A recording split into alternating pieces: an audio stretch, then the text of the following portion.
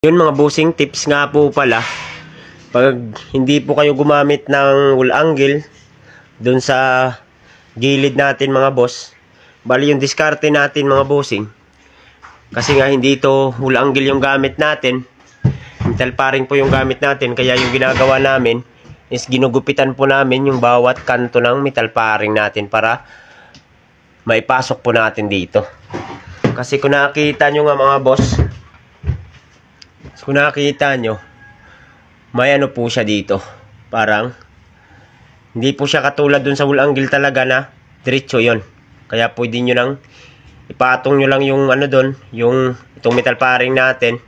Pwede nyo na kagad i-ribit dito. Pero gawa nga ng metal paring yung gamit namin, hindi kami gumamit ng wool angle.